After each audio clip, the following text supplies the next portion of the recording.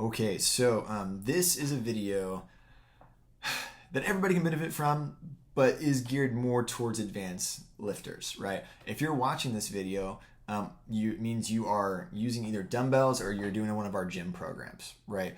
This video, it can apply to body weight exercises as well. It's just harder to get there. And we're talking about failure. So training to failure, what that means, why it's important, and how often you should do it. And so training to failure, what I mean by that, and what colloquially most people, trainers, mean by that, is one of two things: either form failure or hopefully, ideally, true muscle contraction failure, where your muscle is unable to contract again for an additional rep. Form failure is really relevant potentially if you're doing a lot of free weight type things, barbell type things. But hopefully if you're doing an exercise, if you're in one of our gym programs, you are using some dumbbells and barbells, but you're also using cables, machines, and exercises that help you to brace appropriately. They have really good profiles. If you want to know more about that, let me know. Anyway, so the ideal is to hit muscle contraction failure instead of form failure, but sometimes form failure happens too. So form failure is for example, when you are performing a back squat, barbell back squat, and you're getting appropriate depth, everything feels good, core is contracted, all these things, but then you're on rep 8 and you notice your range of motion got cut in half just because you didn't have it in you. Okay, stop. You've hit form failure. You can't get a full range of motion anymore. Rack it up, right? Muscle contraction failure is, let's say you're doing a bicep curl, right?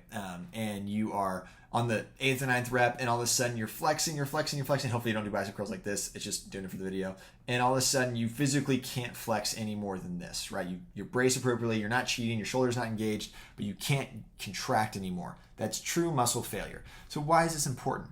Well, basically most modern studies, right? I'll say most modern studies, this is a current working theory. It could change. But currently the science is pointing us to the fact that muscles grow. They gain strength or hypertrophy. So hypertrophy is the muscle belly grows whenever you train in close proximity to failure. And so what this is not saying is that you have to go to true failure in order for muscles to grow. Eventually, as you become more advanced in your exercise life, if you will, you'll probably need to get there. But if you're relatively new, then close proximity to failure is kind of the goal. So you'll see in some of the programs, if you're watching this, especially basically all first months, I'll say 1 to 2 RIR, or reps in reserve. So what does that mean? Well, that means you're getting to that point where you stop and you're like, I would hit true failure or form failure if I tried to do another 1 or 2. So I'm purposely going to stop before I hit that point. Your muscles will still grow. They'll still adapt. And eventually, as you continue your program, you'll probably see 0 RIR, which means get to failure, go until your muscles can't contract again. It's a bit more advanced. And so the current studies are saying right now that if you can train within about 5 reps of failure, that's when muscle growth and muscle development will happen, right? So if you would hit true failure at 10 reps, that means reps 6, 7, 8, 9, 10 are where muscle growth happens. Reps 1 through 5 are really important, obviously, but on a technical level, muscle growth isn't happening, right? And so the thing you have to get comfortable with if you're doing this is discomfort and pain, right? It's not fun to get in close proximity to failure. Your body doesn't like doing it because your body recognizes, hey, I can't do that, so stop. It's going to send you pain cues, discomfort cues, all these things. Now, obviously, know the difference between a sharp stabbing pain that's not normal and just working out burn pain, right? And so obviously, if it's a sharp stabbing pain, rack it up, don't do it, move on, find something else. But you need to train within 5 reps in close proximity to failure. And that's because that's where muscle growth happens, right? That's where you're going to see muscle development. Lean body tissue is going to grow. It doesn't mean you're going to get jacked or look like a bodybuilder or anything like that. But that's where you want to be. Can you get there with bodyweight exercises? Yeah. It's just going to take a long time, man. Your body's deceivingly strong and your body is deceivingly good at handling its own weight.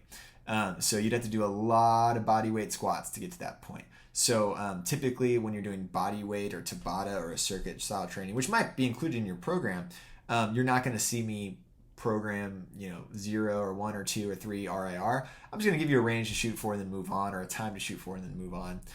You still can burn fat with those kind of workouts. You can still help muscles develop. But and to put it in perspective, maybe you get one efficient rep, right? So if the last 5 are where you want to be, and maybe you're doing body weight and you do enough to where maybe that you get within like that 1 rep in close proximity to failure, that's possible. And if you do that over and over again, by the time you're done working out, you've gotten 10 to 15 effective reps, right? But obviously while you're doing resistance training in a gym or with dumbbells, you can get 10 or 15 effective reps much faster and less like huffy and puffy and I'm exhausted than with body weight exercises, obviously. So training to failure, do you need to do it? Technically no. But if you want to develop muscle, lean body mass, raise your metabolic rate, all these things, you got to train in close proximity to failure. So food for thought. Hopefully that helps encourage you to get a little bit more uncomfortable, get the true failure. Let me know if you have any questions as always, and adios, y'all. God bless.